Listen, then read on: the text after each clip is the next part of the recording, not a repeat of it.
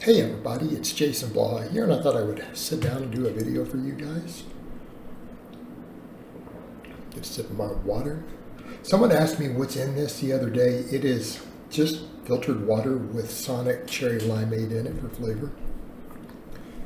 Give you guys a forearm shot.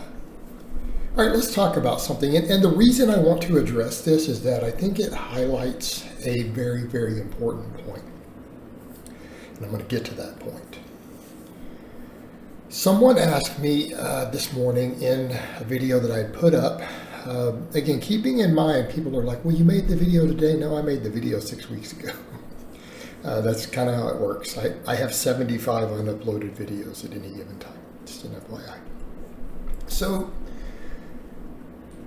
it was about alcohol and the whole natty thing. One of the ones I did.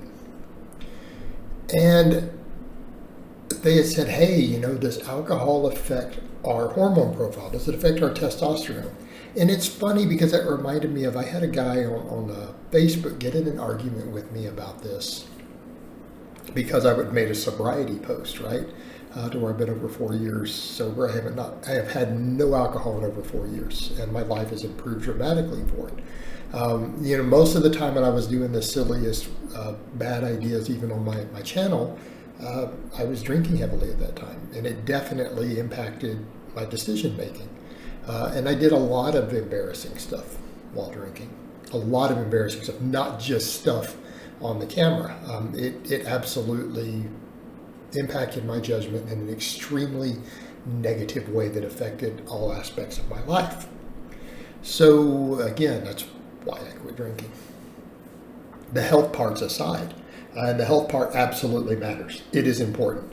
But let's talk about that for a minute. The guy got mad at me because I was like, nobody cares. The testosterone impact is not worth addressing. It is so minor in the grand scheme of things. Like, just stop. And it kind of highlights the point of the fitness industry has taught people to be so obsessed with testosterone because, obviously, why? Because everyone injects huge amounts of it who's massive, right? All your bodybuilder, half your natural bodybuilders use large amounts of testosterone. It's very obvious that having testosterone levels that are 5, 10, or 20 times that of a normal teenager make you bigger. It's kind of obvious. So then they extrapolate that to testosterone in the normal range matters a big deal. It really doesn't. That's what your doctors are telling you. That's why a lot of doctors are like, they won't prescribe TRT till you're in the low range. Sometimes those doctors won't prescribe you up to the top end of the normal range. It's like it's not going to benefit you. That's because people have these bizarre ideas because of all that if your testosterone fluctuates 10 or 20% in the normal range, okay, that you're going to gain muscle or less muscle, or that your sex drive is going to be dramatically different. It's not. That's all psychological. It's because you believe it will. Just tell yourself, again, you could just tell yourself that taking vitamin C, convince yourself would increase your sex drive, and it would. The same way. Have the same effect. It's placebo, guys. All right. The data doesn't support it. Okay, same thing with the muscle growth. But everyone's been taught that we need to obsess over this. And it's like, well, so what if it dropped testosterone a little? That's not why you should be concerned. So here's the question that people don't think about when they come to all these testosterone discussions. Why do these things lower your testosterone? Because they harm your health. So in other words, you're like, man, when I get really obese, my body fat goes way up and I'm unhealthy. My testosterone levels go down on my blood work. In fact, when you look at people say, there's been a decline in testosterone, it's directly correlated. The biggest causation appears to be that we're fat. That's why. That's it. Everyone talks about lower testosterone levels in society. You can't extrapolate to before we measured it, so stop doing that. That's a myth. These levels were crazy high 100 years ago. You have no evidence of that. It's purely obesity. That is the biggest culprit. Most of the experts agree. Yeah, it's because we're getting fat. That's what the scientists say. Is that a stretch for anybody to say,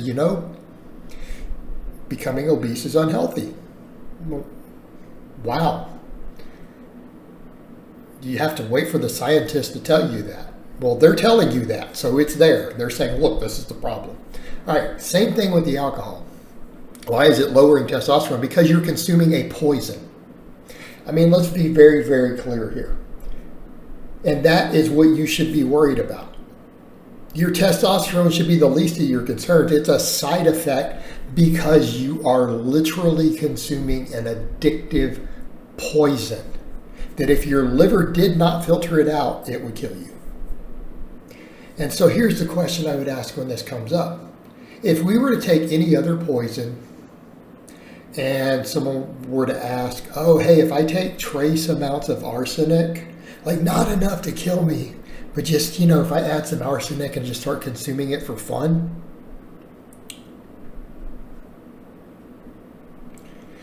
will it negatively affect my testosterone? If a person were to ask you that, would any of you out there think that that's a reasonable question? Or would you look at them and go, are you nuts? Are you insane? You want to consume a poison that is poisonous to your body, and then you're concerned about your testosterone levels possibly fluctuating? Are you insane? Okay. Would that be anybody's highlight? No. You would think they were crazy. Because it is crazy. Because the fitness world has made people delusional. That we literally start to discuss, well, maybe we shouldn't take this poison, addictive poison that makes us violent and kills tens of thousands of people in car accidents and everything else every year, There's other stuff we highlight a lot more than drunk driving that kills a lot less people in America. I'm not going to go into specifics. Shouldn't be hard to figure out stuff that gets on the news. Drunk drivers have an enormous death toll. Enormous death toll in our country. How about domestic violence alcohol induced? Enormous! Then we get over to the fact that you're consuming a poison that is harming your health. All of that should be your concerns. It's like, well, I'm consuming a poison that harms my health. It's addictive. That's a problem. This makes a lot of people violent. Causes untold human suffering in the form of domestic violence and abuse and fights. It kills tens of thousands of people every year in car wrecks and other accidents. Lowers inhibitions. Let's talk about that. About the effect it has on sexual assaults, spread of STDs, because people don't practice safe sex, things when they're drunk. Let's discuss all these other problems. Yeah? How about all these problems before you worry about the testosterone? But that is the problem. This industry has convinced people that they need to worry about their testosterone. The facts are, unless you are clinically low, or unless you are injecting super physiological amounts, your testosterone levels don't really matter that much. They're going to have minimal impact on your muscle growth, your body fat, any of that. Anytime you're seeing your testosterone levels go down, it is a side effect of something else poor in your health. Now, it could just be that you're aging, but getting old is bad for your health. And that's something people forget with that too, with the aging process. Guess what, guys? Getting older is not good for your health. Health declines with age, irrespective of what we do to a certain extent. Okay? Being obese is bad for your health. Taking poison is bad for your health. Yeah, eating bad is bad for your health. All these things, bad health things that negatively affect your health, also negatively affect your hormone profile. It's not a huge leap. That's the side effect. All right, guys, but that's really all I have to say on that today. I hope it's been informative, and I'll talk to you guys next time.